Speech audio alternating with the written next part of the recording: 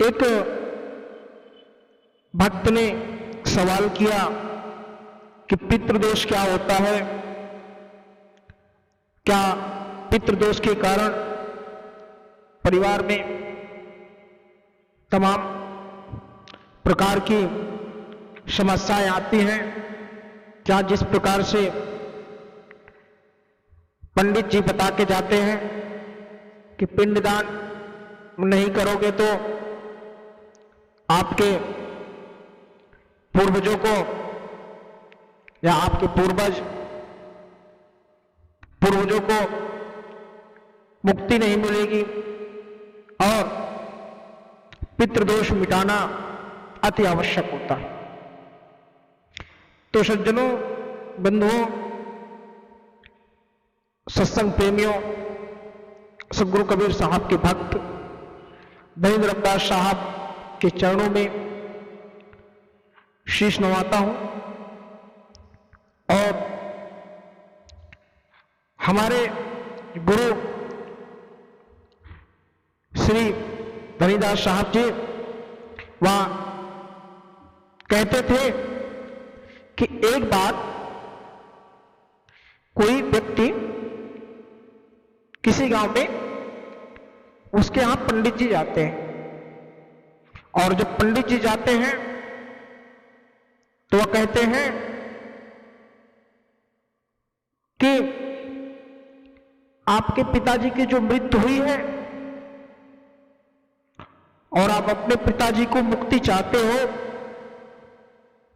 बहुत ही हास्यवत प्रसंग है। अगर आप सुनेंगे तो ज्ञान भी मिलेगा और साथ साथ आनंद भी आएगा, क्योंकि उनके पिताजी का देहांत हो गया था।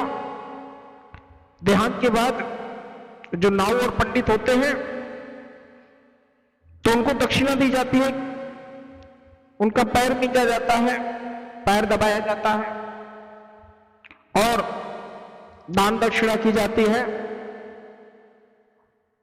तो सदगुरु कबीर साहब के भक्त और परमाचार्य धनीदास साहब जी कहते हैं कि जब नाव बैठता है पंडित जी के कहने पर तो तमाम प्रकार से दान लिया जाता है। घर के जो सदस्य होते हैं दान चढ़ावा चढ़ाते हैं। उसी में से एक सदगुरु कबीर साहब का भक्त था जो वो पहुंचता है। रिश्ते में उसके मामा जी लगते थे, वो जिन सज्जन की मृत्यु हुई थी। वह पहुंचते हैं और कहते हैं, पंडित जी और नाव महाराज, हमारे मामा जी को पैर में बेवाई फूटी थी, तो और वो बेवाई जब ज्यादा फट जाती थी तो इसी ठंडी के समय में तो देखा ही होगा आपने, बेवाई फूट गई थी, मृत्यु होने पर भी देखा था।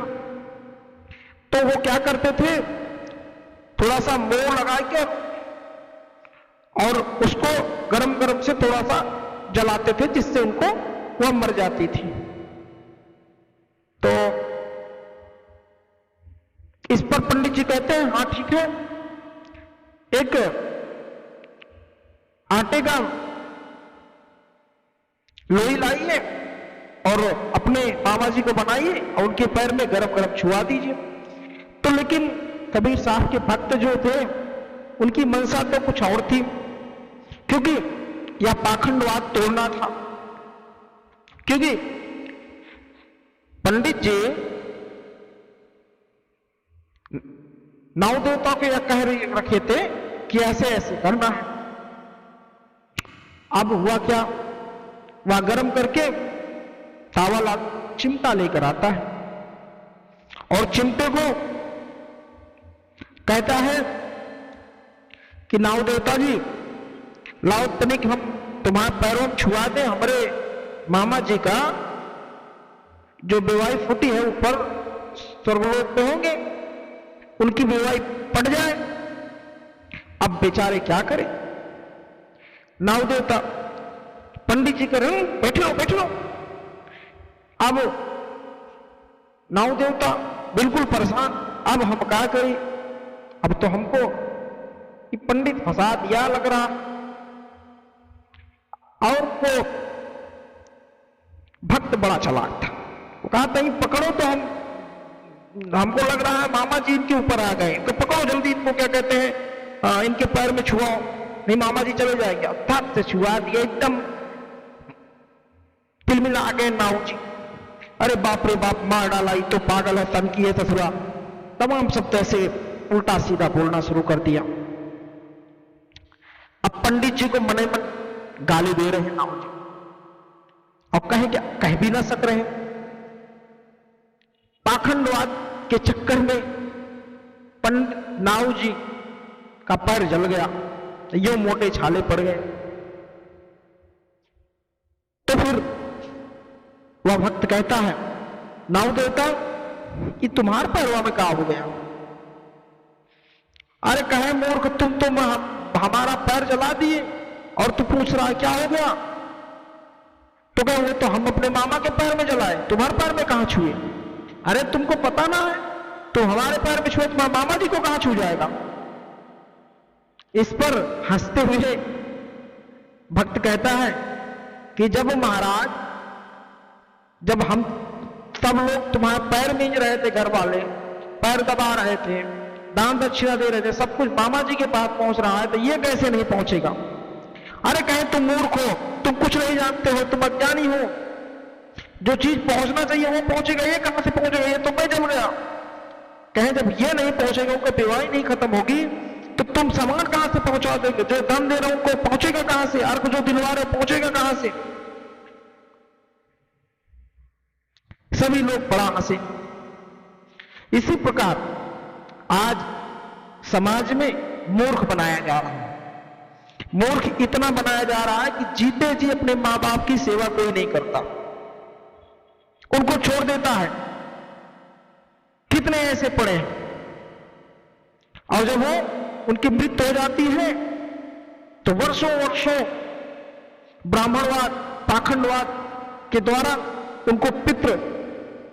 उनको पानी चढ़ाया जाता है। जब किसी खेत में बिना नाली के पानी नहीं पहुंच सकता, तुम यहां पानी दोगे तो वो कहां पहुंच जाएगा? ठीक इसी प्रकार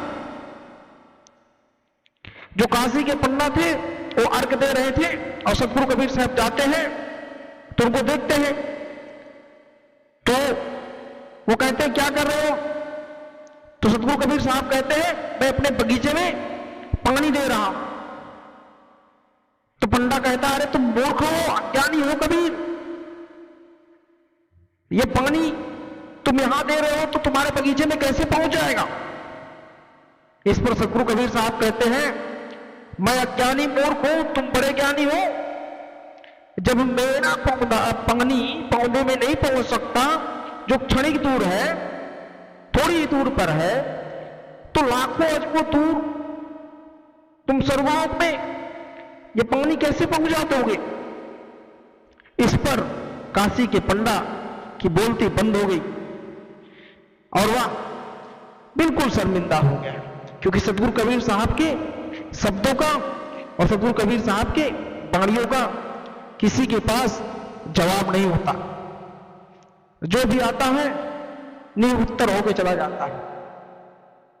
सतगुरु कबीर साहब की वाणी नाप तोल और विचार कर की गई है।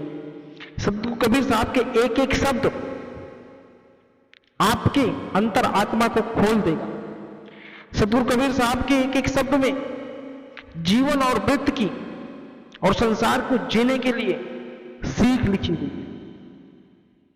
किस प्रकार से जीवन को चलाना चाहिए, किस प्रकार से जीवन में आचरण रखना चाहिए, किस प्रकार से अपने नैतिक बातों को जागृत करना चाहिए, अपने अंतर आत्मा को जागृत करना चाहिए और संसार में, इस धरती पर माँ बाप से बढ़कर कोई ईश्वर नहीं होता। सतगुरु कबीर साहब ने सदा कहा है कि माँ बाप को जिसने भी दुख दिया उसे कभी ईश्वर की प्राप्ति ना हुई। तुम्हें पिंड दान करने की क्या जरूरत है? तुम पिंड छुड़ाना चाहते हो? अरे तुम तो सदा सोचो कि तुम्हारे साथ रहे तुम्हारे माँ बाप का आशीर्वाद। तुम तो चाह ही रहे हो ना कि पिंडदान का तो मतलब ही होता तुम पिंड छुड़ा रहे हो, अपने आप से पिंड का नहीं। कोई कहता है अरे तुम मेरा पिंड छोड़ो, जाओ तुम। अब तुम पिंड छुड़ा रहे हो तो तुम्हारे ऊपर माँ बाप का आशीर्वाद कैसे रहेगा? तमाम तकलीफें, तमाम मुश्किलें आती रहेगी, क्योंकि जिस व्यक्ति के ऊपर माँ बाप का और गुरुजन का आशीर्वाद नहीं रहता ना, वह सदा दुखी रहता है।